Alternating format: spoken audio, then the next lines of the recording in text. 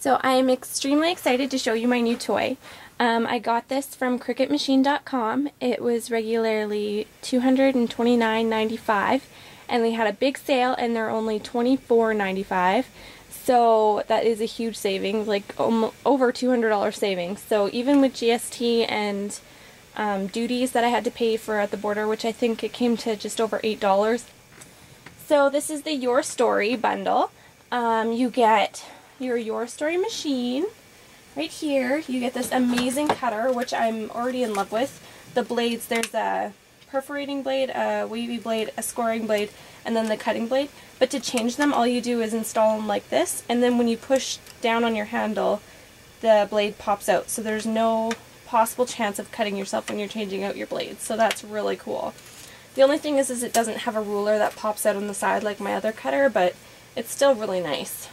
So you get your manual, which is good to have, and then you get some laminating sheets. You get some, let me see how many you get. You get 12 4.5 by 6.5 and 12 9 by 11.5. So they would do like a letter size sheet and a photo. So, and that's the cool thing too, is this machine is a laminator, not only a bookbinding machine. So, then you get a bunch of different books, covers to start your binding. So you get one for photos, which is a 4 by 6. There is an 8 by 8 with a window, which is pretty neat. There's two 8.5 by 11, which one goes horizontally and one's vertically. So one's landscape mode, one portrait. And then you get a 12 by 12, which is pretty cool too. And then I'm just going to move all this out of the way and show you the machine itself. So you also get this, which I couldn't quite understand what it was for until I played around a bit. And this thing pops out, and it's your cooling tray, and this just pops. Oops, I have it backwards. It just pops into place over top. So your book will sit on here so it cools after it binds, which is pretty cool. So there's the power button, the binding button, and the laminating button. And I'm assuming when you laminate you feed through the back, then it comes out the front. But I haven't tried it, so I'm going to find some projects, maybe think of something cool, and then I'll do it along with you.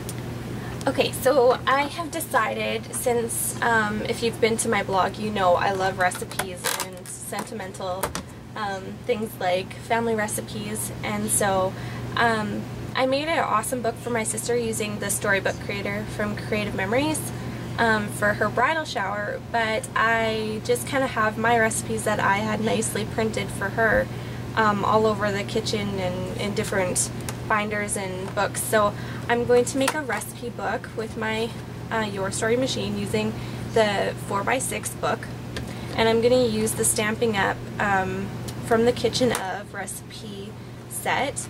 I think I've mentioned in previous videos that I used to be a Stamping Up consultant or demonstrator, and this was one of my favorite sets just because I love sharing recipes. And I'm also going to use the Stamp-A-Majig just to make sure, because I already have all my paper cut out and I have about 25 sheets. I want to make sure that I have them centered on each sheet. So this is a great way to do so. So I'm just going to ink my stamp with some basic black. Make sure it's good and inked up.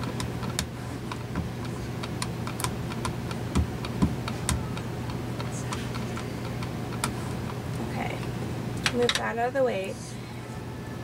And then I'm going to line up, you get this clear sheet. It's a little bit hard to see here, but you get a clear sheet, you're going to put that down, shiny side up. And then you're going to line your corner, and then you're going to take your stamp and stick it straight down in that corner. So, and then I'm just going to push down and lift up.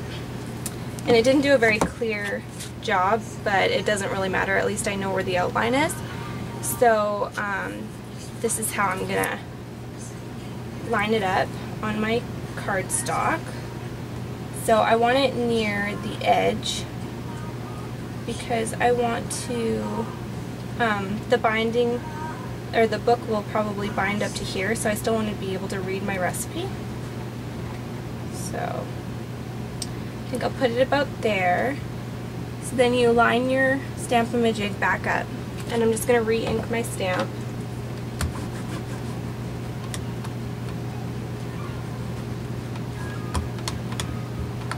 And I think these are well-used stamp pads, so I may have to get some re-inker and re-ink them.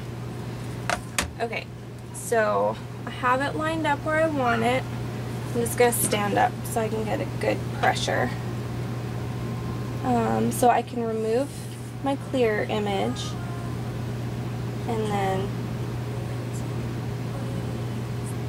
align my corner up again with my Stamp-A-Majig and my stamp and push it down.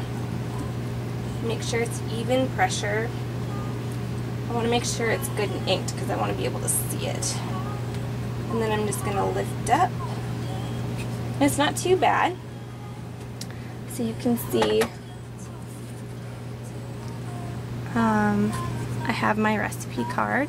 I didn't ink all the way along here, but so you kind of get the hang of it. Now I can also write up here, right on the bottom. The fun thing about this stamp set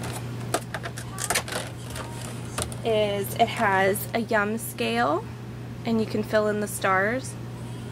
I don't know if that's coming in clear. And then it also has from the kitchen up, so I can put that above and below, so I don't have to waste my recipe card. So I'm going to finish stamping all of my recipe cards, and I think I'll do front and back, and if they're long recipes I'll be able to continue on to the back, and if they're not then I can have more to one page. You could also just do one-sided and then say this is your book. You could have a photo of the person from who the recipe is from, so that's another idea too. So, and I could do that as well because I have photos of most of the people that the recipes in my family are from, and photos of my sister and I helping make some of those recipes like pierogies and bread and stuff. So I'm going to continue on, and then when I'm done I'll come back.